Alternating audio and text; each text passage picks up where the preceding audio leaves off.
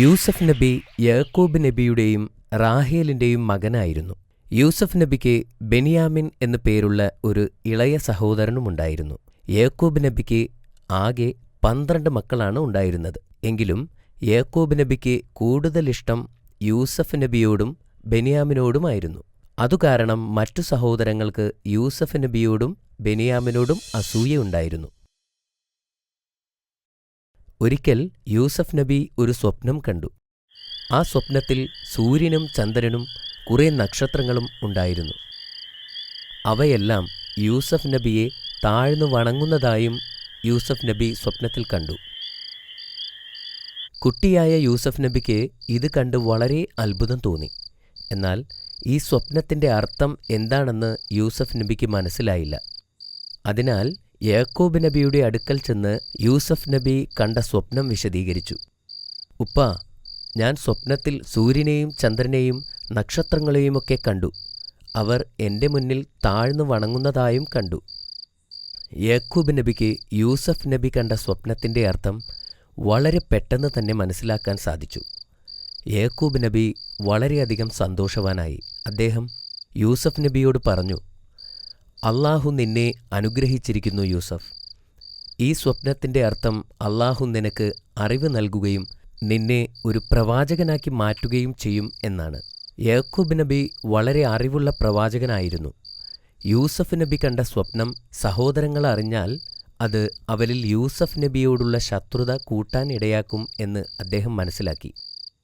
അദ്ദേഹം യൂസഫ് നബിയോട് ഈ സ്വപ്നത്തെപ്പറ്റി നിന്റെ സഹോദരങ്ങൾ ആരും അറിയരുത് എന്നുപദേശിച്ചു. പക്ഷേ നിഷ്കളങ്കനായ യൂസഫ് നബി സഹോദരങ്ങളോട് തൻ്റെ സ്വപ്നത്തെപ്പറ്റി പറഞ്ഞു. ഈ സംഭവം അറിഞ്ഞ് അവരുടെ ദേഷ്യം ഇരട്ടിയായി വർദ്ധിച്ചു. ഉപ്പ, നമ്മളെക്കാൾ യൂസഫിനെ ഇഷ്ടപ്പെടാനുള്ള കാരണം എന്താണെന്നാണ് എനിക്ക് മനസ്സിലാകാത്തത്. ഒരുപക്ഷെ അവൻ നല്ല സുന്ദരനായതുകൊണ്ടായിരിക്കും. അവൻ്റെ ശല്യം ഇല്ലാതാക്കണം. നമുക്ക് അവനെ അങ്ങ് കൊന്നുകളഞ്ഞാലോ? പക്ഷേ നമ്മൾ എങ്ങനെ അവനെ കൊല്ലും? ദൂരെ എവിടെയെങ്കിലും കൊണ്ടുപോയി കൊന്നുകളയണം. അവനെ കൊല്ലേണ്ട ആവശ്യമില്ല.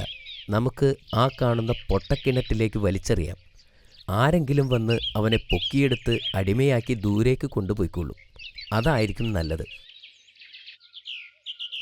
യൂസഫ് നബിയുടെ സഹോദരങ്ങൾ ഈ വിധം തന്ത്രങ്ങൾ മെനഞ്ഞുകൊണ്ടേയിരുന്നു. സഹോദരങ്ങൾ എല്ലാവരും ചേർന്ന് യാക്കൂബ് നബിയുടെ അടുത്തെത്തി. യൂസഫ് നബിയെ അവരുടെ കൂടെ അയക്കാനായി ആവശ്യപ്പെട്ടു. എന്നാൽ യാക്കൂബ് നബിക്ക് യൂസഫ് നബിയുടെ കാര്യത്തിൽ അല്പം ഭയമുണ്ടായിരുന്നു. കാരണം യൂസഫ് നബിയോട് മറ്റുള്ളവർക്കുള്ള അസൂയ യാക്കൂബ് നബിക്ക് അറിയാമായിരുന്നു. അദ്ദേഹം ആദ്യം സമ്മതിച്ചില്ല. യൂസഫ് ഞങ്ങളുടെ പ്രിയപ്പെട്ട സഹോദരനല്ലേ? ഞങ്ങൾ അവനെ പൊന്നുപോലെ നോക്കില്ലേ? പിന്നെ എന്തിനാണ് ഭയപ്പെടുന്നത്? ഞാൻ പേടിക്കുന്നത് നിങ്ങൾ കളിക്കുന്ന സമയം വല്ല ചെന്നായയും പിടിച്ചു കൊണ്ടുപോയാലോ എന്നാണ്. യാക്കൂബ് നബി പറഞ്ഞു, അവനെ ഞങ്ങളുടെ കൂടെ അയക്കൂ. ഒരു പോറൽ പോലും പറ്റാതെ ഞങ്ങൾ നോക്കിക്കൊള്ളാം. ഞങ്ങൾ ഒന്നിച്ചുണ്ടാകുമ്പോൾ എന്ത് അപകടം സംഭവിക്കാനാണ്? ഞങ്ങൾ എപ്പോഴും ഒന്നിച്ചുണ്ടാകുമല്ലോ. ഞങ്ങൾ അവനെ നോക്കിക്കൊള്ളാം. ഒരുപാട് നിർബന്ധിച്ചപ്പോൾ യാക്കൂബ് നബി യൂസഫ് നബിയെ പറഞ്ഞയക്കാൻ തയ്യാറായി.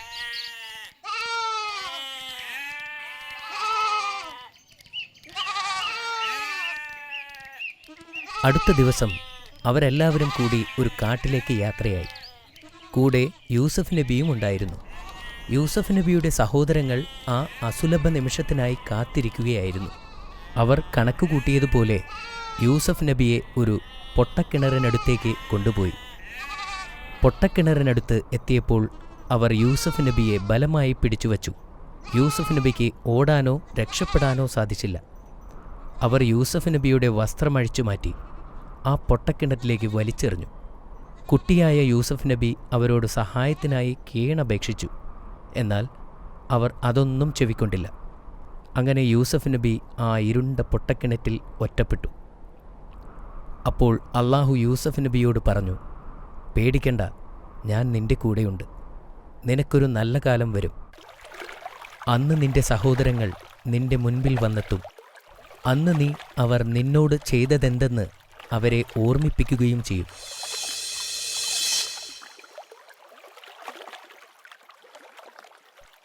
യൂസഫ് നബി കിണറിൻ്റെ അകത്ത് പാറക്കെട്ടുള്ള ഭാഗത്ത് സുരക്ഷിതമായി ഇരുന്നു.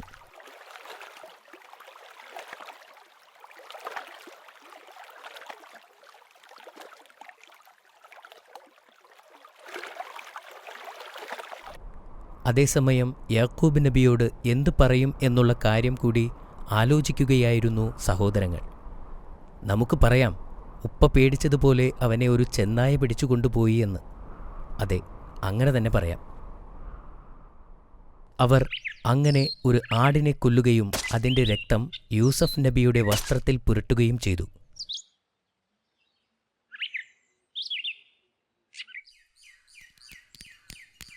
അവർ ഓടി യാക്കൂബ് നബിയുടെ അടുത്തെത്തി.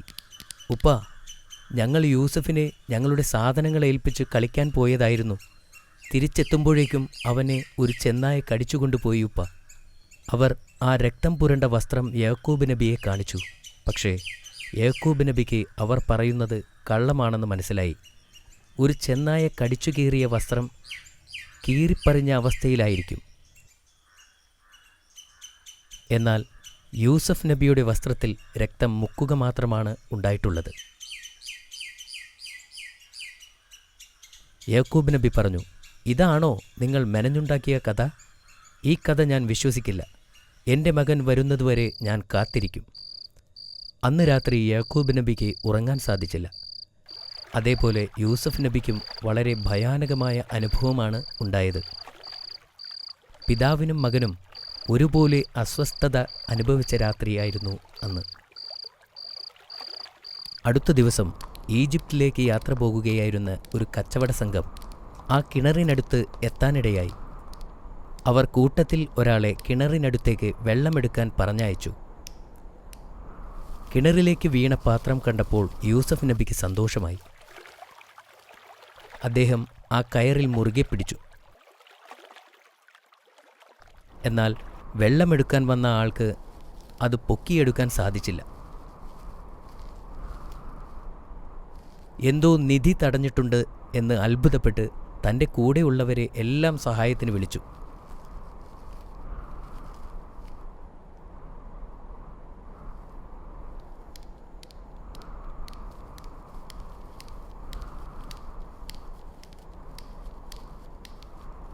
അവർ ആ പാത്രം പൊക്കിയെടുത്തപ്പോൾ വളരെ ഭംഗിയുള്ള ഒരു ആൺകുട്ടിയെ കണ്ടു.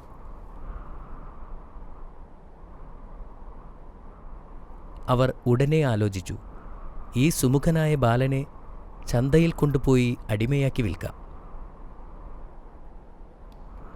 അങ്ങനെ അവർ യൂസഫ് നബിയെയും കൊണ്ട് ഈജിപ്തിലേക്ക് യാത്രയായി. കച്ചവടക്കാർ മാർക്കറ്റിൽ പോയി പ്രവാചകനെ ലേലത്തിന് വച്ചു. ഈ സുന്ദരനായ യുവാവിനെ ആര് വാങ്ങും? അവർ ഉച്ചത്തിൽ വിളിച്ചു ചോദിച്ചു. സുന്ദരനായ അസാധാരണ ബാലനെ കാണാൻ 100 കണക്കിന് ആളുകൾ തടിച്ചുകൂടി.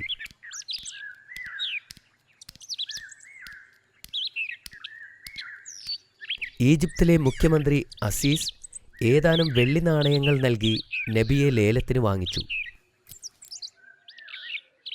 കൊട്ടാരത്തിലെത്തിയ ശേഷം നബിയുടെ ചങ്ങലകൾ നീക്കം ചെയ്യാൻ മുഖ്യമന്ത്രി ഭടന്മാരോട് ഉത്തരവിട്ടു. വിശ്വസ്തനായിരിക്കണമെന്നും ഒരിക്കലും നിന്നെ ദ്രോഹിക്കുകയില്ലെന്നും മുഖ്യമന്ത്രി നബിയോട് പറഞ്ഞു.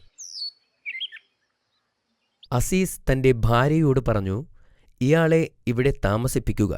ഇയാളൊരു ബുദ്ധിയുള്ള യുവാവാണ്.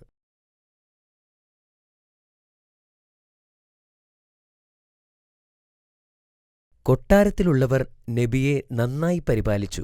എങ്കിലും താൻ ഒരു അഭയാർത്ഥിയാണെന്ന് നബിക്ക് അറിയാമായിരുന്നു. ആഴമുള്ള കിണറ്റിൽ നിന്നും ജീവനോടെ പുറത്തു വരാൻ സാധിച്ചതിലും കച്ചവടക്കാരുടെ കയ്യിൽ നിന്നും രക്ഷപ്പെടുത്തിയതിനും അദ്ദേഹം വീണ്ടും വീണ്ടും അള്ളാഹുവിനോട് നന്ദി പറഞ്ഞു. ഇപ്പോൾ അദ്ദേഹം കൊട്ടാരത്തിലെ എല്ലാ സുഖസൗകര്യങ്ങളും ആസ്വദിക്കുന്നുണ്ട്. അദ്ദേഹത്തിന് ധാരാളം ആഹാര സാധനങ്ങളും ലഭിക്കുന്നുണ്ട്. എന്നാലും സഹോദരന്മാരും മാതാപിതാക്കളും അടുത്തില്ലാത്തതിനാൽ വളരെ ദുഃഖമുണ്ടായിരുന്നു. തൻ്റെ ആഹ്ലാദകരമായ പെരുമാറ്റം കൊണ്ട് നബി എല്ലാവരുടെയും ഹൃദയത്തിൽ ഇടം നേടി. മുഖ്യമന്ത്രിയുടെ ഭാര്യയുടെ വ്യക്തിപരമായ ശുശ്രൂഷകനാകുകയും ചെയ്തു. അവർ കണ്ടിട്ടുള്ളതിൽ വച്ച് ഏറ്റവും നല്ല മനുഷ്യനായി യൂസഫ് നബിയെ കണ്ടു. ആളുകൾ നബിയുടെ സൗന്ദര്യത്തിൽ ആകൃഷ്ടരായി. നബിയുടെ മുഖത്ത് പ്രതിഫലിക്കുന്നത് ആത്മാവിൻ്റെ വിശുദ്ധിയായിരുന്നു. അദ്ദേഹം വളർന്നപ്പോൾ അറിവും വിജ്ഞാനവും നേടി. പെട്ടെന്ന് തന്നെ അദ്ദേഹം നല്ലൊരു പ്രഭാഷകനായി. എപ്പോഴും ജനങ്ങളെ ആകർഷിച്ചിരുന്ന ഒരു വ്യക്തിത്വമായിരുന്നു അദ്ദേഹത്തിൻ്റേത്. യൂസഫ് നബി തൻ്റെ ജീവിതത്തിൽ കണ്ട ഏറ്റവും സത്യസന്ധനും മാന്യനുമായ വ്യക്തിയാണെന്ന് അദ്ദേഹത്തിൻ്റെ യജമാനൻ തിരിച്ചറിഞ്ഞു. കുറച്ചുനാൾ കഴിഞ്ഞ് അദ്ദേഹം ഭവനഭരണത്തിൻ്റെ മേലധികാരിയായി. മുഖ്യമന്ത്രിക്ക് തൻ്റെ മകനെപ്പോലെയായിരുന്നു അദ്ദേഹം. മുഖ്യമന്ത്രിയുടെ ഭാര്യ സുലൈഖയ്ക്ക് യൂസഫിനോട് ആരാധന തോന്നി. അവർ സംസാരിച്ചുകൊണ്ടിരിക്കുമ്പോൾ പോലും അദ്ദേഹത്തെ ശ്രദ്ധിച്ചുകൊണ്ടിരുന്നു. അപ്പോൾ അവൾക്ക് പ്രവാചകനോടുള്ള അഭിനിവേശം വർദ്ധിച്ചു. പ്രവാചകനോടുള്ള ഭ്രാന്തമായ സ്നേഹത്താൽ അവൾക്ക് ഉറക്കമില്ലാത്ത രാത്രികളായി. സുലൈഖയ്ക്ക് തൻ്റെ ആഗ്രഹങ്ങളെ പിടിച്ചു നിർത്താൻ കഴിഞ്ഞില്ല. ഒരിക്കൽ പ്രവാചകൻ കിടപ്പറയിൽ ഒറ്റയ്ക്കായിരുന്നപ്പോൾ അവൾ നബിയെ ചുംബിക്കാൻ ശ്രമിച്ചു. യൂസഫ് നബി അള്ളാഹുവിന് കീഴ്പ്പെട്ടവനായിരുന്നു. അദ്ദേഹം അവളെ വിട്ടുപോയി. പ്രവാചകന്റെ നിരസനം സുലൈഖയുടെ ആവേശമുയർത്തി.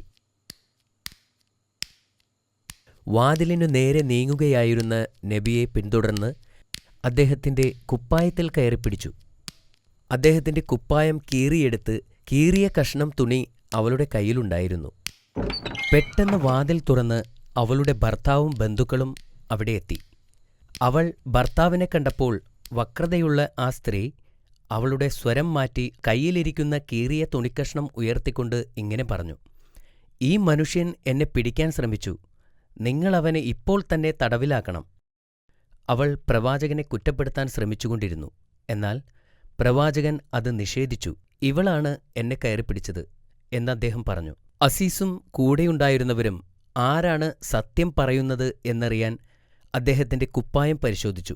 കുപ്പായത്തിൻ്റെ പുറകുവശമാണ് കീറിയതെന്ന് അവർ കണ്ടെത്തി. അപ്പോൾ മുഖ്യമന്ത്രി ഇങ്ങനെ പറഞ്ഞു: "യൂസഫാണ് നിന്നെ ആക്രമിച്ചതെങ്കിൽ കുപ്പായത്തിൻ്റെ മുൻപിൽ കീറുമായിരുന്നു. യൂസഫിൻ്റെ കുപ്പായത്തിൻ്റെ പിന്നിലാണ് വിള്ളലുള്ളത്." തൻ്റെ ഭാര്യ കള്ളം പറയുന്നതായി അസീസ് തിരിച്ചറിഞ്ഞപ്പോൾ തൻ്റെ ഭാര്യയുടെ മോശമായ പെരുമാറ്റത്തിൽ മുഖ്യമന്ത്രി പ്രവാചകനോട് ക്ഷമ ചോദിച്ചു. എന്നിട്ട് അദ്ദേഹം തൻ്റെ ഭാര്യയോട് മാപ്പ് തേടാൻ ആവശ്യപ്പെട്ടു. ഈ സംഭവത്തെക്കുറിച്ചുള്ള വാർത്ത കാട്ടുതീ പോലെ പടർന്നു. "അവളെ നോക്കൂ," അവരിൽ ചിലർ പറഞ്ഞു. "അവൾ അവളുടെ അടിമയെ കയറിപ്പിടിക്കാൻ ശ്രമിച്ചു." മറ്റുള്ളവർ അവളെ പരിഹസിച്ച് ചിരിച്ചു. ആളുകൾ പറയുന്നത് കേട്ട് സുലൈഖ വിഷമിച്ചു. യൂസഫിനെപ്പോലെ സുന്ദരനായ ചെറുപ്പക്കാരന്റെ മുന്നിൽ പിടിച്ചു നിൽക്കുക ഏതൊരു സ്ത്രീക്കും അത്ര എളുപ്പമല്ലെന്ന് അവൾ വിശ്വസിച്ചു. ഒരു വിരുന്ന് നടത്താൻ എല്ലാ സ്ത്രീകളെയും അവളുടെ കൊട്ടാരത്തിലേക്ക് ക്ഷണിക്കാൻ അവർ തീരുമാനിച്ചു. അവളുടെ നിസ്സഹായത തെളിയിക്കാൻ താൻ നേരിടുന്ന അതേ പ്രലോഭനത്തിൽ മറ്റു സ്ത്രീകളെ കീഴ്പ്പെടുത്താൻ അവൾ പദ്ധതികൾ ആസൂത്രണം ചെയ്തു. ഒരു വിരുന്ന് നടത്താൻ എല്ലാ സ്ത്രീകളെയും അവളുടെ കൊട്ടാരത്തിലേക്ക് ക്ഷണിച്ചു. വിരുന്ന് സ്ത്രീകൾക്കായി മാത്രമായിരുന്നു. ക്ഷണിക്കപ്പെട്ടവർ എല്ലാവരും വിരുന്നിനെത്തി. അവരിൽ അധിക പേരും യൂസഫ് നബിയെ കാണാൻ അവസരം കിട്ടും എന്ന് പ്രതീക്ഷിച്ചാണ് എത്തിയത്. "എന്റെ ദാസനോടുള്ള സ്നേഹത്താൽ ഞാൻ സംസാരിക്കുന്നു" എന്ന് പറഞ്ഞ് സുലൈഖ വിഷയത്തിലേക്ക് കടന്നു. സ്ത്രീകൾ അവരവർ ചെയ്യുന്ന കാര്യങ്ങൾ നിർത്തിവച്ച് സുലൈഖയുടെ വാക്കുകൾ ശ്രദ്ധിച്ചു.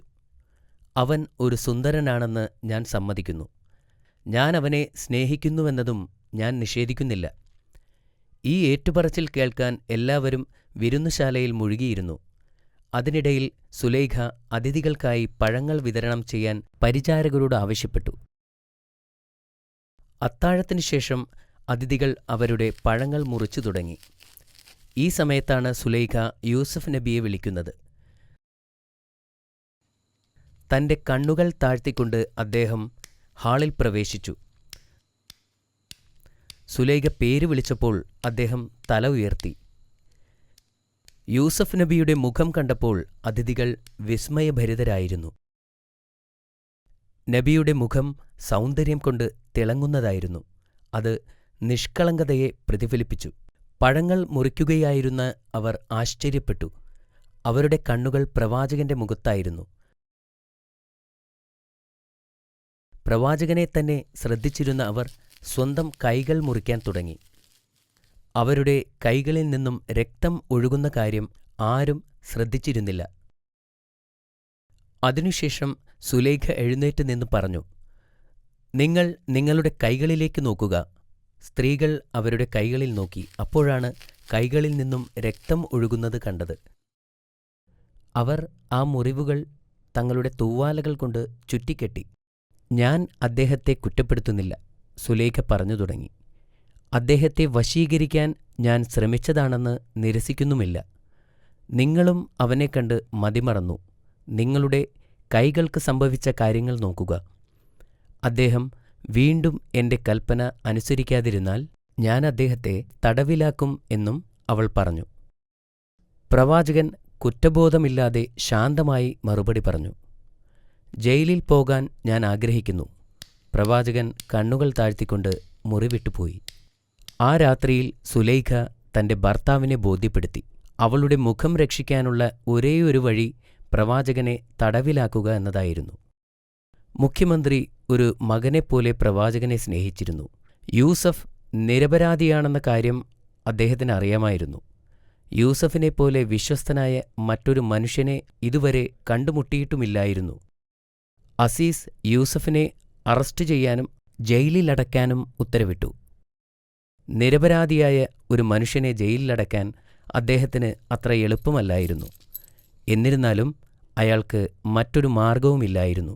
അപ്പോഴാണ് അദ്ദേഹത്തിന് മൂന്നാമത്തെ പരീക്ഷണം നേരിടേണ്ടി വന്നത്. പ്രവാചകൻ തന്റെ മൂന്നാമത്തെ പരീക്ഷണം നേരിടേണ്ടിയിരുന്നത് തടവറയിലായിരുന്നു. ഈ കാലഘട്ടത്തിലാണ് അല്ലാഹു അദ്ദേഹത്തിന് അസാധാരണമായ ഒരു സമ്മാനം നൽകിയത്.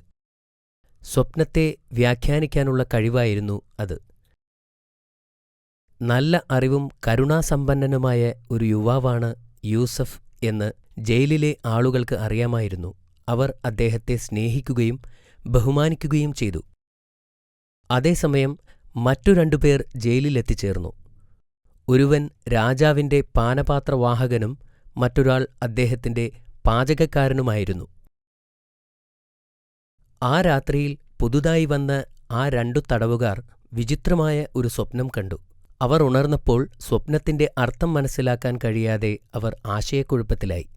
അടുത്ത ദിവസം അവർ പ്രവാചകനെ കണ്ടപ്പോൾ യൂസഫ് ഒരു സാധാരണ കുറ്റവാളിയല്ലെന്ന് അവർ തിരിച്ചറിഞ്ഞു. അവർ അദ്ദേഹത്തിന്റെ അടുത്തു ചെന്ന് അവരുടെ സ്വപ്നത്തെപ്പറ്റി പറഞ്ഞു. ഞാൻ വളരെ വിചിത്രമായ ഒരു സ്വപ്നം കണ്ടു. രാജാവിന്റെ പാചകക്കാരൻ പറഞ്ഞു, ഞാൻ എന്റെ തലയിൽ അപ്പവുമായി ഒരു സ്ഥലത്ത് നിൽക്കുകയായിരുന്നു. രണ്ടു പക്ഷികൾ എന്റെ തലയിലിരുന്ന് അപ്പം തിന്നുന്നുണ്ടായിരുന്നു. ഇത് കേട്ടപ്പോൾ പ്രവാചകൻ ആദ്യം അല്ലാഹുവിനെ വിളിച്ചു. അനന്തരം നബി സ്വപ്നത്തിന്റെ അർത്ഥം പറഞ്ഞു. പാചകക്കാരൻ മരിക്കുന്നതുവരെ അവൻ ക്രൂശിക്കപ്പെടുമെന്നായിരുന്നു സ്വപ്നം. പ്രവാചകൻ പാനപാത്രവാഹകനോട് തന്റെ സ്വപ്നത്തെപ്പറ്റി പറയാൻ ആവശ്യപ്പെട്ടു. ഞാൻ രാജാവിന് വീഞ്ഞു നൽകിക്കൊണ്ട് കൊട്ടാരത്തിൽ നിൽക്കുന്നതാണ് കണ്ടത്. പാനപാത്രവാഹകൻ പറഞ്ഞു. പ്രവാചകൻ കുറച്ചു സമയത്തേക്ക് പ്രാർത്ഥിച്ചു. എന്നിട്ട് അദ്ദേഹം ഉടനെ സ്വതന്ത്രനാക്കപ്പെടുമെന്നും രാജാവിന്റെ സേവകനായി തിരിച്ചു പോകുമെന്നും പറഞ്ഞു. തന്നെക്കുറിച്ച് രാജാവിനോട് സംസാരിക്കണമെന്നും യൂസഫ് എന്നു പേരുള്ള നിരപരാധിയായ ഒരു ആത്മാവ് തടവറയിലുണ്ടെന്ന കാര്യം രാജാവിനോട് പറയണമെന്നും പ്രവാചകൻ പാനപാത്രവാഹകനോട് ആവശ്യപ്പെട്ടു. പ്രവാചകൻ മുൻകൂട്ടി പ്രവചിച്ചതുപോലെ സംഭവിച്ചു. പാചകക്കാരൻ കുരിശിലേറ്റപ്പെടുകയും പാനപാത്രവാഹകൻ കൊട്ടാരത്തിലേക്ക് മടങ്ങുകയും ചെയ്തു. എന്നാൽ അയാൾ ജോലിയിൽ തിരിച്ചെത്തിയ ഉടൻ ശൈത്താൻ അയാൾക്ക് പ്രവാചകനെക്കുറിച്ച് മറവി നൽകി. അതിനാൽ യൂസഫ് നബിക്ക് കുറച്ചു വർഷക്കാലം കൂടി ജയിലിൽ കഴിയേണ്ടി വന്നു. കുറച്ചു വർഷങ്ങൾക്കു ശേഷം ഒരു രാത്രി രാജാവ് തന്റെ കൊട്ടാരത്തിൽ ഉറങ്ങുകയായിരുന്നു. ഉറക്കത്തിൽ രാജാവ് വിചിത്രമായ ഒരു സ്വപ്നം കണ്ടു. സ്വപ്നത്തിൽ രാജാവ് നൈൽ നദീതീരത്ത് നിൽക്കുകയായിരുന്നു. പെട്ടെന്ന് തന്നെ നദിയിലെ വെള്ളം കുറഞ്ഞു വരുന്നതായി കണ്ടു. അടിയിലെ ചെളി തെളിഞ്ഞു കാണാം. വെള്ളമില്ലാതെ മീനുകൾ രക്ഷപ്പെടാൻ വേണ്ടി ചാടുന്നു. തുടർന്ന് വെള്ളത്തിൽ നിന്നും 7 തടിച്ചു കൊഴുത്ത പശുക്കൾ ഉയർന്നു വരികയും അവയെ മെലിഞ്ഞുണങ്ങിയ 7 പശുക്കൾ പിന്തുടരുന്നതും അദ്ദേഹം കണ്ടു. മെലിഞ്ഞ പശുക്കൾ കൊഴുത്ത പശുക്കളെ വിഴുങ്ങാൻ തുടങ്ങി. രാജാവ് ഇത് കണ്ട് ഭയന്നു. അതിനുശേഷം നദീതീരത്ത് 7 പച്ചിലച്ചെടികൾ വളരുകയും പെട്ടെന്ന് അവ അപ്രത്യക്ഷമാവുകയും ചെയ്തു. പിന്നീട് അതിൻ്റെ സ്ഥാനത്ത് 7 ഉണങ്ങിയ ചെടികൾ വളർന്നു. രാജാവ് തൻ്റെ സ്വപ്നത്തിൽ നിന്നും ഞെട്ടിയുണർന്നു. സ്വപ്നത്തിൻ്റെ അർത്ഥം മനസ്സിലാക്കാൻ കഴിയാത്തതിനാൽ അയാൾക്ക് ഞെട്ടലും വിഭ്രാന്തിയുമുണ്ടായി. അടുത്ത ദിവസം രാജാവ് തൻ്റെ മന്ത്രിമാരെയും പുരോഹിതന്മാരെയും ഉപദേശകരെയും വിളിച്ചുകൂട്ടി തൻ്റെ സ്വപ്നത്തെപ്പറ്റി അവരോട് പറഞ്ഞു. ഇതൊരു വിചിത്രമായ കുഴപ്പിക്കുന്ന സ്വപ്നമാണ്. താങ്കൾ ഒരുപക്ഷേ കൂടുതൽ ഭക്ഷണം കഴിച്ചതുകൊണ്ടാവാം. പുരോഹിതന്മാർ പറഞ്ഞു, നിങ്ങൾ ഒരു പുതപ്പില്ലാതെ ഉറങ്ങിയതുകൊണ്ടാവാം. മന്ത്രി പറഞ്ഞു, ഇത് ഒരു ദുസ്വപ്നം മാത്രമാണെന്നും അതിനെക്കുറിച്ച് വിഷമിക്കേണ്ട കാര്യമില്ലെന്നും അവരെല്ലാവരും പറഞ്ഞു. ഈ വാർത്ത പാനപാത്രവാഹകനിലുമെത്തി. അദ്ദേഹം ജയിലിലടയ്ക്കപ്പെട്ടപ്പോൾ കണ്ട സ്വപ്നത്തെക്കുറിച്ച് ഓർത്തു. പെട്ടെന്ന് അദ്ദേഹത്തിന് യൂസഫ് നബിയെക്കുറിച്ച് ഓർമ്മ വന്നു. അദ്ദേഹം രാജാവിൻ്റെ അടുത്തേക്ക് ഓടിച്ചെന്ന് പ്രവാചകനെപ്പറ്റി പറഞ്ഞു. കാരാഗൃഹത്തിലായിരുന്നപ്പോൾ തൻ്റെ സ്വപ്നം വ്യാഖ്യാനിച്ച കാര്യം രാജാവിനോട് പറഞ്ഞു. യൂസഫ് നബി തൻ്റെ നിരപരാധിത്വത്തെക്കുറിച്ച് രാജാവിനോട് പറയാൻ ആവശ്യപ്പെട്ടിരുന്നു. എന്നാൽ ഞാനത് മറന്നുപോയി. ഉടനെ രാജാവ് അയാളെ പ്രവാചകനെ കാണാൻ പറഞ്ഞയച്ചു. പാനപാത്രവാഹകൻ പ്രവാചകനെ കണ്ടുമുട്ടി രാജാവിൻ്റെ സ്വപ്നത്തെക്കുറിച്ച് പറഞ്ഞു. പ്രവാചകൻ അല്ലാഹുവിനോട് പ്രാർത്ഥിക്കുകയും പിന്നീട് സ്വപ്നത്തിൻ്റെ അർത്ഥം വിശദീകരിക്കുകയും ചെയ്തു. രാജ്യത്ത് 7 വർഷം സമ്പന്നമായ വിളവെടുപ്പുണ്ടാകും. അദ്ദേഹം പറഞ്ഞു, മണ്ണിൽ നന്നായി കൃഷി ചെയ്താൽ നല്ല വിളവുണ്ടാകും. ആളുകൾക്ക് ധാരാളം ഭക്ഷണമുണ്ടാകും. ഇതിനെ തുടർന്ന് രാജ്യത്ത് 7 വർഷത്തെ വരൾച്ചയുണ്ടാകും. ആവശ്യത്തിന് ഭക്ഷണമുണ്ടാവില്ല. ഈജിപ്ത് മുഴുവൻ ദാരിദ്ര്യത്തിലാവും. യൂസഫ് നബിയെ ജയിൽ മോചിതനാക്കാനും തൻ്റെ മുൻപിൽ ഹാജരാക്കാനും രാജാവ് ആജ്ഞാപിച്ചു. രാജാവിൻ്റെ ദൂതന്മാർ ജയിലിലെത്തി പ്രവാചകനെ മോചിപ്പിച്ചു. എന്നാൽ ജയിലിൽ നിന്നിറങ്ങാൻ പ്രവാചകൻ തയ്യാറായില്ല. എൻ്റെ നിരപരാധിത്വം തെളിയിക്കുന്നതുവരെ ഞാൻ ഈ ജയിലിൽ നിന്നും പുറത്തിറങ്ങില്ല എന്ന് പ്രവാചകൻ അവരോട് പറഞ്ഞു. ദൂതൻ രാജാവിൻ്റെ അടുത്ത് മടങ്ങിവന്നു. യൂസഫ് എവിടെയാണ്? രാജാവ് ചോദിച്ചു. അദ്ദേഹത്തെ മോചിപ്പിക്കാൻ ഞാൻ കൽപ്പിച്ചതല്ലേ? തൻ്റെ നിരപരാധിത്വം സ്ഥാപിക്കുന്നതുവരെ യൂസഫ് നബി ജയിൽ വിടാൻ വിസമ്മതിച്ചു എന്ന് അവർ മറുപടി പറഞ്ഞു. തെറ്റ് ചെയ്യാതെയാണ് യൂസഫ് ജയിലിലടയ്ക്കപ്പെട്ടതെന്ന് രാജാവ് തിരിച്ചറിഞ്ഞു. ഉടൻ അദ്ദേഹം ഒരു അന്വേഷണത്തിന് ഉത്തരവിട്ടു. മുഖ്യമന്ത്രിയുടെ ഭാര്യ സുലൈഖയെ കോടതിയിൽ ഹാജരാക്കി. അന്നത്തെ ആർഭാട വിരുന്നിൽ പങ്കെടുത്ത മറ്റു മന്ത്രിമാരുടെ ഭാര്യമാരെയും. എന്താണ് യൂസഫിന്റെ കഥ? രാജാവ് ചോദിച്ചു. മുഖ്യമന്ത്രിയുടെ ഭാര്യയെ അദ്ദേഹം അപമാനിക്കാൻ ശ്രമിച്ചു എന്നത് സത്യമാണോ? അദ്ദേഹം ഒന്നും ചെയ്തിട്ടില്ല, ഒരു സ്ത്രീ പറഞ്ഞു. അദ്ദേഹം അവളെ ഉപദ്രവിച്ചിട്ടില്ല എന്ന് മറ്റൊരാൾ പറഞ്ഞു. അദ്ദേഹം മലക്കുകളെപ്പോലെ നിഷ്കളങ്കനാണ് എന്ന് മറ്റൊരു സ്ത്രീ പറഞ്ഞു. അപ്പോൾ എല്ലാവരുടെയും ശ്രദ്ധ സുലൈഖയിലേക്ക് തിരിഞ്ഞു. അവളുടെ മുഖത്ത് അപ്പോൾ ചുളിവുകൾ വീണിരുന്നു. ഞാൻ അവനെ പ്രലോഭിപ്പിച്ചു, എന്നാൽ അവൻ വിസമ്മതിച്ചു. അവൾ ധൈര്യത്തോടെ സമ്മതിച്ചു. പ്രവാചകൻ നിരപരാധിയാണെന്ന് രാജാവിന് മനസ്സിലായി. പിന്നെ അവൻ പ്രവാചകനോട് കൊട്ടാരത്തിലേക്ക് വരുവാനായി കൽപ്പിച്ചു. പ്രവാചകൻ കൊട്ടാരത്തിലെത്തിയപ്പോൾ സുന്ദരനായ ആ ചെറുപ്പക്കാരനെ കണ്ട് രാജാവ് അമ്പരന്നു. കുറച്ചു സമയത്തേക്ക് പ്രവാചകന്റെ അറിവുകളെ പരീക്ഷിച്ചുകൊണ്ട് രാജാവ് അദ്ദേഹത്തോട് സംസാരിച്ചു. പ്രവാചകന്റെ മറുപടികൾ രാജാവിനെ അത്ഭുതപ്പെടുത്തുകയും യൂസഫ് നബി വളരെ ബുദ്ധിമാനാണെന്ന് രാജാവിന് ബോധ്യപ്പെടുകയും ചെയ്തു. പിന്നെ സംഭാഷണം സ്വപ്നത്തിലേക്ക് തിരിഞ്ഞു. വരാനിരിക്കുന്ന ക്ഷാമത്തിനെതിരെ ആസൂത്രണം ആരംഭിക്കാൻ അദ്ദേഹം രാജാവിനോട് ഉപദേശിച്ചു. ക്ഷാമം ഈജിപ്തിനെ മാത്രമല്ല എല്ലാ അയൽ രാജ്യങ്ങളെയും ബാധിക്കുമെന്ന് അദ്ദേഹം രാജാവിനോട് പറഞ്ഞു. രാജാവ് പ്രവാചകനെ കർഷകരുടെ ധാന്യപ്പുരകളെ നിയന്ത്രിക്കാനായി നിയമിച്ചു. രാജ്യത്തെയും വിളകളെയും പ്രതീക്ഷിച്ച ക്ഷാമത്തിൽ നിന്നും രക്ഷിക്കാനുള്ള ആസൂത്രണങ്ങളുടെ ഉത്തരവാദിത്വമായിരുന്നു അത്. കാലചക്രങ്ങൾ തിരിഞ്ഞു. ഏതാനും മാസങ്ങൾക്ക് മുമ്പ് ജയിലിൽ കഴിഞ്ഞിരുന്ന പ്രവാചകൻ ഇപ്പോൾ ഈജിപ്തിലെ മുതിർന്ന ഉദ്യോഗസ്ഥരിൽ ഒരാളായി മാറിക്കഴിഞ്ഞിരിക്കുന്നു. തുടർന്നു വന്ന 7 വർഷങ്ങളിൽ പ്രവാചകൻ കൃഷിക്കാരന്റെ മേൽ പൂർണ്ണ നിയന്ത്രണത്തിലായിരുന്നു. വിളകളുടെ വിളവെടുപ്പും സംഭരണവും അദ്ദേഹം വിശ്വസ്തയോടെ നിർവഹിച്ചു. വരാനിരിക്കുന്ന ക്ഷാമക്കാലത്തേക്കുള്ള ധാന്യങ്ങൾ അദ്ദേഹം ശ്രദ്ധാപൂർവം ശേഖരിച്ചു സംരക്ഷിച്ചു. യൂസഫ് നബി അലൈഹിസലാം ഈജിപ്തിലെ ധാന്യപ്പുരയുടെ മേൽനോട്ടക്കാരനായി മാറിക്കഴിഞ്ഞിരുന്നു. 7 വർഷങ്ങളിൽ കൃഷി, വിളവെടുപ്പ്, വിളകളുടെ സംഭരണം തുടങ്ങിയവ പ്രവാചകന്റെ പൂർണ്ണ നിയന്ത്രണത്തിലായിരുന്നു. സമൃദ്ധമായ വർഷങ്ങളിൽ പ്രവാചകൻ ധാരാളം ധാന്യങ്ങൾ സംഭരിച്ചു. ഭൂമി വരണ്ടു, ഇലകൾ പൊഴിഞ്ഞു, കുളങ്ങളിലെ വെള്ളം വറ്റി. പ്രവാചകൻ പ്രവചിച്ചതുപോലെ വരൾച്ച വന്നു. രാജ്യത്ത് മുഴുവൻ ക്ഷാമം വ്യാപിച്ചു. വെള്ളം എല്ലായിടത്തും വറ്റാൻ തുടങ്ങി. ഇലകൾ മഞ്ഞ നിറമായി.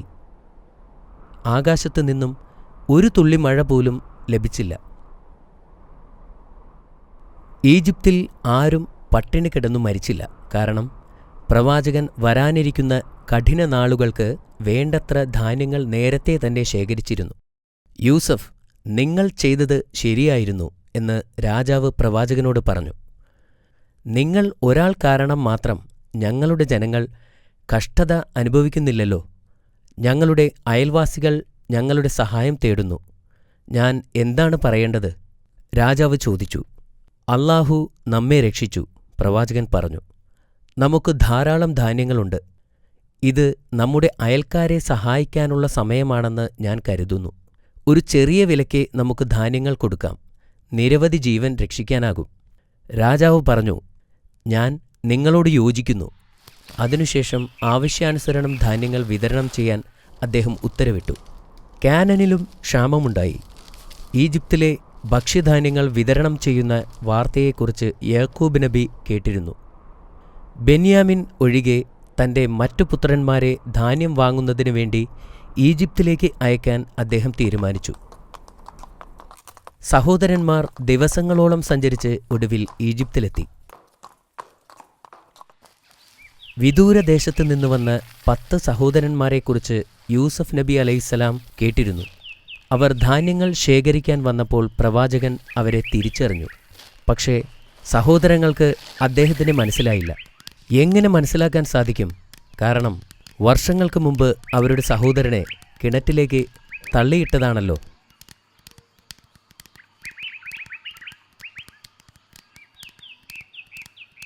പ്രവാചകൻ അവരെ കണ്ടുമുട്ടി.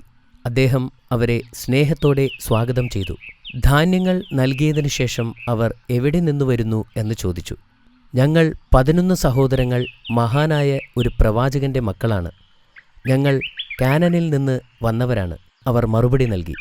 ഞാൻ ഇവിടെ 10 പേരെ മാത്രമേ എണ്ണിയിട്ടുള്ളൂ എന്ന് പ്രവാചകൻ അവരോട് പറഞ്ഞു.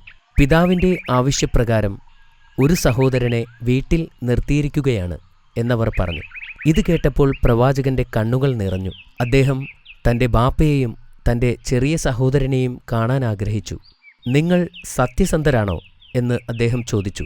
സഹോദരങ്ങൾക്ക് ആശയക്കുഴപ്പമുണ്ടായി. ഞങ്ങൾ എന്തിന് താങ്കളോട് കള്ളം പറയണം? അവർ അദ്ദേഹത്തോട് ചോദിച്ചു. നിങ്ങൾ പറയുന്നത് സത്യമാണെങ്കിൽ നിങ്ങളുടെ ഇളയ സഹോദരനെ എൻ്റെ മുൻപിൽ കൊണ്ടുവരിക. അങ്ങനെയെങ്കിൽ നിങ്ങൾക്ക് ഞാൻ ഇരട്ടി ധാന്യങ്ങൾ തരാം. അല്ലെങ്കിൽ ഇനി ഒരിക്കലും ഈജിപ്തിലേക്ക് പ്രവേശിക്കരുത്. അദ്ദേഹം മുന്നറിയിപ്പ് നൽകി. പ്രവാചകൻ തൻ്റെ ജോലിക്കാരനോട് ഒരു ചെറിയ പണക്കിഴി കൊടുത്ത് അത് അവരുടെ ഒരു ചാക്കിനകത്ത് രഹസ്യമായി വയ്ക്കുവാൻ പറഞ്ഞു. ദിവസങ്ങൾക്കു ശേഷം അവർ കാനനിലെത്തി. തങ്ങളുടെ പിതാവിനെ വന്ദിച്ചുകൊണ്ട് പറഞ്ഞു, ബെന്യാമിൻ ഞങ്ങളോടൊപ്പം വരാതിരുന്നതുകൊണ്ട് ഞങ്ങൾക്ക് ചില വസ്തുക്കൾ നിഷേധിച്ചു. ബെന്യാമിനെ ഞങ്ങളോടൊപ്പം വരാൻ അനുവദിക്കുകയാണെങ്കിൽ കൂടുതൽ ധാന്യങ്ങൾ നൽകാൻ തയ്യാറാണെന്ന് മേലധികാരി ഞങ്ങളോട് വാഗ്ദാനം ചെയ്തിരിക്കുന്നു. ഞങ്ങളുടെ കൂടെ അവനെ പറഞ്ഞയക്കുക. എന്നാൽ പ്രായം ചെന്ന പ്രവാചകൻ ദുഃഖത്തോടെ പറഞ്ഞു, ബെന്യാമിനെ നിങ്ങളോടൊപ്പം വിടാൻ അനുവദിക്കില്ല. ഞാൻ നിങ്ങളെ എങ്ങനെ വിശ്വസിക്കും? യൂസഫിനോട് ചെയ്തത് എന്താണെന്ന് നിങ്ങൾക്കറിയാമല്ലോ. പിന്നീട് ധാന്യം നിറച്ച ചാക്കുകൾ തുറന്നപ്പോൾ പണക്കിഴി കണ്ട് അവർ അത്ഭുതപ്പെട്ടു.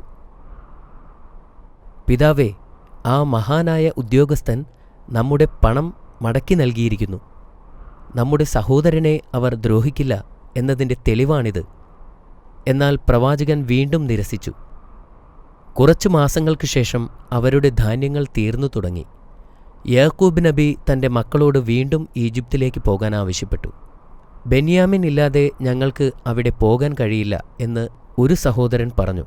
ഈജിപ്തിലെ ഉദ്യോഗസ്ഥൻ നൽകിയ മുന്നറിയിപ്പ് അവർ അദ്ദേഹത്തെ ഓർമ്മിപ്പിച്ചു. പ്രവാചകൻ അവസാനം സമ്മതിച്ചു. പക്ഷേ അവർ ബെന്യാമിനെ സുരക്ഷിതമായി തിരികെ കൊണ്ടുവരാമെന്ന് പ്രതിജ്ഞ ചെയ്തതിനു ശേഷം മാത്രമായിരുന്നു അത്. നിങ്ങൾ വാഗ്ദാനം ചെയ്തിട്ടുള്ളതിന് അല്ലാഹു സാക്ഷിയാണ്. അവർ പോകുന്നതിനു മുമ്പ് അദ്ദേഹം അവരെ ഓർമ്മിപ്പിച്ചു. പ്രവാചകൻ അവരെ അനുഗ്രഹിക്കുകയും അവരുടെ സംരക്ഷണത്തിനായി പ്രാർത്ഥിക്കുകയും ചെയ്തു. അവർ ദിവസങ്ങളോളം മരുഭൂമിയിലൂടെ സഞ്ചരിച്ചു. സഹോദരന്മാർ ബെന്യാമിനെ നന്നായി പരിപാലിച്ചു. അവർ ഈജിപ്തിലെത്തിയപ്പോൾ യൂസഫ് നബി അവരെ സ്നേഹത്തോടെ സ്വീകരിച്ചു. അദ്ദേഹം അവർക്ക് ഒരു വിരുന്നൊരുക്കി. അദ്ദേഹം അവർക്ക് ജോഡികളായി കസേരയിട്ടു. തൻ്റെ പ്രിയപ്പെട്ട സഹോദരനായ ബെന്യാമിൻ്റെ അടുത്ത് അദ്ദേഹം ഇരുന്നു. ബെന്യാമിൻ കരയുന്നത് അദ്ദേഹം കണ്ടു. നീ എന്തിനാണ് കരയുന്നത്?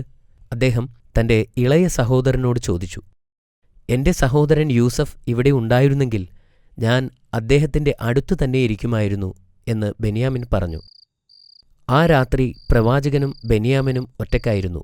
ആ സമയത്ത് പ്രവാചകൻ തൻ്റെ സഹോദരനോട് ചോദിച്ചു, നിനക്ക് എന്നെ നിന്റെ സഹോദരനെപ്പോലെ കാണാൻ കഴിയുമോ?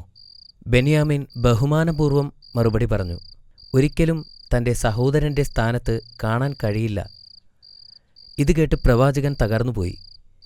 ബെന്യാമിൻ, ഞാൻ നിങ്ങളുടെ നഷ്ടപ്പെട്ട സഹോദരനാണ്.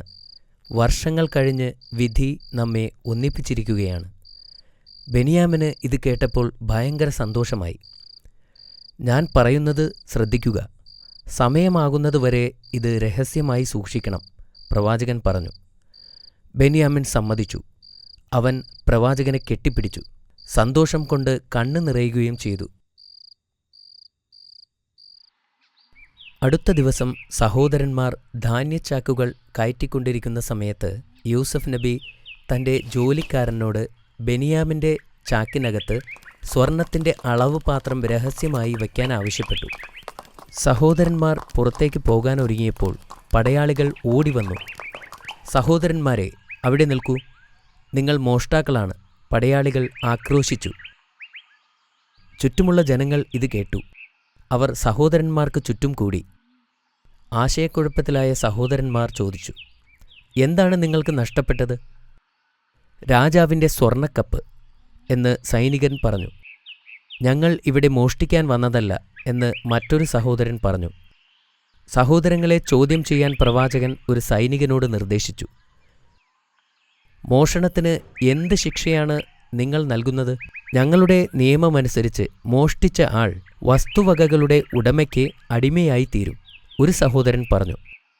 ഈജിപ്തിലെ നിയമത്തിനു പകരം ഞങ്ങൾ നിങ്ങളുടെ നിയമം നടപ്പാക്കാൻ പോകുന്നു, ഒരു സൈനികൻ പറഞ്ഞു.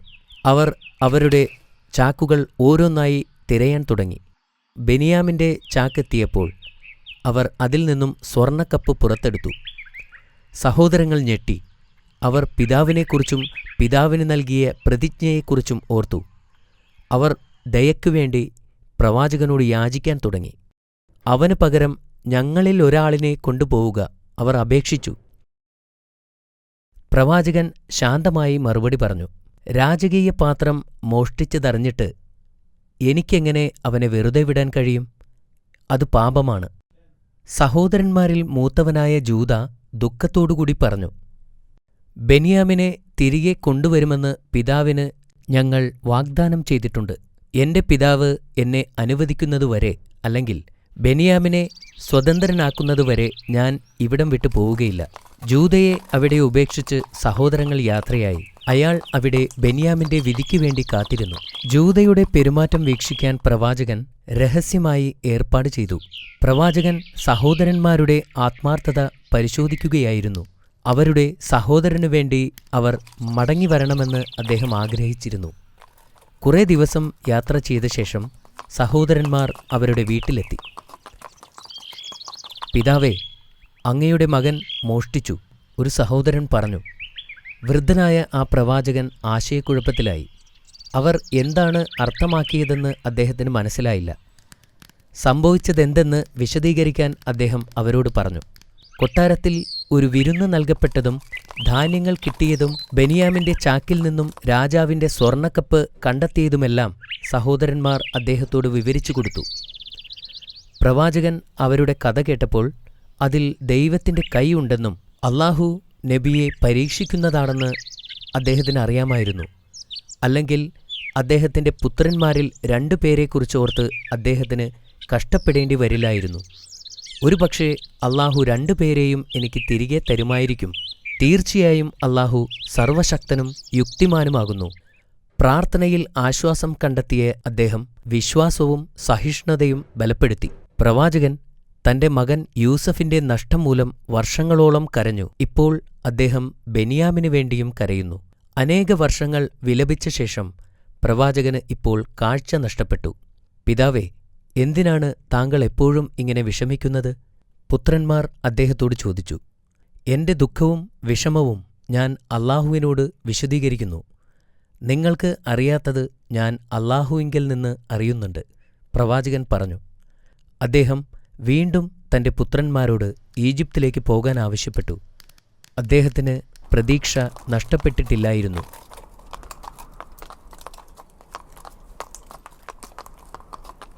സഹോദരന്മാർ 3-ാം തവണയും ഈജിപ്തിലേക്ക് പോയി. അവർ ഈജിപ്തിലെത്തി ജൂദയെയും കൂട്ടി യൂസഫ് നബിയുടെ അടുത്തേക്ക് പോയി. സ്വന്തം സഹോദരന്മാരുടെ ദുഃഖങ്ങൾ അധികനേരം കേട്ടുനിൽക്കാൻ അദ്ദേഹത്തിന് കഴിഞ്ഞില്ല. അദ്ദേഹം ചിന്തിച്ചു, എത്രനാൾ എനിക്ക് ആ സത്യം മറച്ചുപിടിക്കാനാവും? എന്റെ പിതാവിനെ കാണാതെ എത്രനാൾ എനിക്ക് കഴിയാനാവും? അദ്ദേഹം അവരോട് ചോദിച്ചു, നിങ്ങളുടെ അറിവില്ലായ്മ കൊണ്ട് യൂസഫിനോടും അവന്റെ സഹോദരനോടും നിങ്ങൾ ചെയ്തതെന്താണെന്ന് നിങ്ങൾക്കറിയുമോ? തങ്ങൾക്കും യൂസഫ് നബിക്കും മാത്രം അറിയാവുന്ന രഹസ്യമാണതെന്ന് സഹോദരന്മാർക്ക് അറിയാമായിരുന്നു. അവർ ചോദിച്ചു, താങ്കൾ ഞങ്ങളുടെ സഹോദരൻ യൂസഫാണോ? അതെ, ഞാൻ യൂസഫാകുന്നു. അദ്ദേഹം പറഞ്ഞു, ബെന്യാമിൻ എന്റെ സഹോദരനാണ്. അല്ലാഹു ഞങ്ങളോട് ഔദാര്യം കാണിച്ചിരിക്കുന്നു. ആര് അല്ലാഹുവിനോട് ഭക്തിയുള്ളവരും ക്ഷമയുള്ളവരുമാകുന്നുവോ അല്ലാഹു അവർക്ക് പ്രതിഫലം നൽകുക തന്നെ ചെയ്യും. സഹോദരന്മാർ ഭയന്ന് വിറച്ചു. എന്നാൽ യൂസഫ് നബി അവരെ ആശ്വസിപ്പിച്ചു. അവർ പറഞ്ഞു, ഞങ്ങൾ പാപം ചെയ്തവരാണ്. അല്ലാഹു നിങ്ങൾക്ക് പുറത്തു തരട്ടെ. പ്രവാചകൻ പറഞ്ഞു, അവൻ പരമകാരുണികനും കരുണാനിധിയുമാകുന്നു. പല ഉത്തരവാദിത്വങ്ങളും തനിക്കുണ്ടായിരുന്നതിനാൽ അദ്ദേഹത്തിന് ഈജിപ്റ്റ് വിട്ട് പോകുവാൻ സാധ്യമല്ലായിരുന്നു. അതുകൊണ്ടുതന്നെ അവരുടെ കയ്യിൽ അദ്ദേഹത്തിന്റെ ഒരു കുപ്പായം കൊടുത്തുകൊണ്ട് പറഞ്ഞു, നിങ്ങൾ എന്റെ ഈ കുപ്പായം കൊണ്ടുപോയിട്ട് എന്റെ പിതാവിന്റെ മുഖത്ത് തടവുക. അദ്ദേഹത്തിന് കാഴ്ച ലഭിക്കും. പിന്നെ കുടുംബവുമായി ഇങ്ങോട്ട് വരിക. സഹോദരന്മാർ അത് സമ്മതിച്ചു. അവർ കാനാനിലേക്ക് പോയി. യാത്രാസംഘം കാനാനിലെത്തിയപ്പോൾ തന്നെ യാക്കോബ് നബിക്ക് തന്റെ മകൻ യൂസഫ് നബിയുടെ സുഗന്ധം വായുവിലൂടെ ലഭിച്ചു. അദ്ദേഹം പെട്ടെന്ന് എഴുന്നേറ്റ് തന്റെ പുത്രന്മാരുടെ ഭാര്യമാരുടെ അടുത്തേക്ക് പോയി. യാക്കോബ് നബി തന്റെ മുറിയിൽ നിന്നും പുറത്തിറങ്ങിയിരിക്കുന്നു. മൂത്ത മകന്റെ ഭാര്യ പറഞ്ഞു, ഇന്ന് നിങ്ങൾക്ക് എന്തുപറ്റി? മറ്റേയാൾ ചോദിച്ചു, എനിക്ക് യൂസഫിന്റെ സുഗന്ധം വായുവിലൂടെ ലഭിച്ചു. പ്രവാചകൻ മറുപടി പറഞ്ഞു. അവർക്ക് യാതൊരു പ്രത്യാശയുമില്ലെന്ന് പറഞ്ഞ് അദ്ദേഹത്തെ തനിച്ചുവിട്ടു. ആ രാത്രിയിൽ നോമ്പ് തുറക്കുവാനായി അദ്ദേഹം ഒരു ഗ്ലാസ് പാൽ ആവശ്യപ്പെട്ടു. പുത്രന്മാർ സമീപത്തെത്താറായപ്പോൾ പ്രവാചകൻ അല്ലാഹുവിനോട് പ്രാർത്ഥിക്കുകയായിരുന്നു. അവർ വീടിനടുത്തെത്തിയപ്പോൾ പ്രവാചകൻ പുറത്തേക്ക് വന്നു. അവരോട് ചോദിച്ചു, ഞാൻ യൂസഫിന്റെ സുഗന്ധം വായുവിലറിയുന്നു. ഇത് സത്യമാണോ അതോ തോന്നലാണോ? അങ്ങ് തീർച്ചയായും തെറ്റിദ്ധരിക്കപ്പെട്ടിരിക്കുന്നു എന്ന് ഭാര്യമാരിൽ ഒരാൾ പറഞ്ഞു. പക്ഷെ പ്രവാചകൻ പറഞ്ഞത് സത്യമായിരുന്നു. അനന്തരം ആ സന്തോഷവാർത്തയുമായി അവരെത്തി. അവർ ആ കുപ്പായം അദ്ദേഹത്തിന്റെ മുഖത്ത് വച്ചു കൊടുത്തു. അത്ഭുതം! കുപ്പായം മുഖത്ത് വച്ച ഉടനെ തന്നെ യാക്കോബ് നബിക്ക് കാഴ്ച തിരിച്ചു കിട്ടി. സഹോദരന്മാർ അവരുടെ തെറ്റുകൾ തിരിച്ചറിഞ്ഞു. ഞങ്ങൾ പാപങ്ങൾ ചെയ്തുപോയി. ഞങ്ങളുടെ പ്രവൃത്തിയിൽ ഞങ്ങൾ ക്ഷമ ചോദിക്കുന്നു. അവർ പ്രവാചകനോട് പറഞ്ഞു, ഞാൻ നിങ്ങൾക്കു വേണ്ടി അല്ലാഹുവിനോട് മാപ്പപേക്ഷിക്കാം. അവൻ ഏറെ പൊറുക്കുന്നവനും പരമകാരുണ്യവാനുമാണ്. തുടർന്ന് പ്രവാചകൻ തന്റെ മകനെ കാണാനായി ഈജിപ്തിലേക്ക് പോയി. യൂസഫ് നബി അദ്ദേഹത്തെ സന്തോഷത്തോടെ സ്വീകരിച്ചു. പിന്നെ യൂസഫ് നബി തന്റെ പിതാവിനെ സിംഹാസനത്തിലിരുത്തി. പ്രവാചകന്റെ സന്തോഷത്തിന് അതിരില്ലായിരുന്നു. അദ്ദേഹത്തിന്റെ പിതാവും സഹോദരന്മാരും യൂസഫ് നബിയുടെ മുമ്പിൽ പ്രണാമം ചെയ്തു. യൂസഫ് നബി പറഞ്ഞു, ഇതായിരുന്നു ഞാൻ ചെറുപ്പമായിരുന്നപ്പോൾ കണ്ട സ്വപ്നം. 11 നക്ഷത്രങ്ങളും സൂര്യനും ചന്ദ്രനും എനിക്കു മുൻപിൽ സാഷ്ടാംഗം പ്രണമിക്കുന്നു. എന്റെ നാഥൻ അത് എനിക്ക് യാഥാർത്ഥ്യമാക്കി തന്നിരിക്കുന്നു. പിന്നീട് പ്രവാചകൻ തന്റെ കുടുംബത്തെ ഈജിപ്തിൽ താമസിപ്പിക്കുന്നതിനു വേണ്ടി രാജാവിനെ കണ്ട് അനുവാദം ചോദിച്ചു. രാജാവിന് വലിയ സന്തോഷമായി. കാരണം പ്രവാചകൻ ആ രാജ്യത്തിന് വലിയൊരു മുതൽക്കൂട്ടായിരുന്നു. മഹത്തായ ശക്തിയും ഉത്തരവാദിത്വവും പ്രവാചകനെ അല്ലാഹുവിൽ നിന്നും വ്യതിചലിപ്പിച്ചില്ല. അദ്ദേഹം എല്ലായ്പ്പോഴും അല്ലാഹുവിനെ ഓർക്കുകയും ആരാധിക്കുകയും ചെയ്തു. അദ്ദേഹം ഒരു രാജാവിനെപ്പോലെ ജീവിക്കാൻ ആഗ്രഹിച്ചിരുന്നില്ല. അദ്ദേഹം അല്ലാഹുവിന്റെ അടിമയായി നീതിമാന്മാർക്കിടയിൽ ജീവിക്കാനാണ് ആഗ്രഹിച്ചിരുന്നത്. യൂസഫ് നബി തന്റെ മരണസമയത്ത് തന്റെ പൂർവികന്മാർക്കൊപ്പം അടക്കം ചെയ്യാനായി തന്റെ സഹോദരന്മാരോട് ആവശ്യപ്പെട്ടു.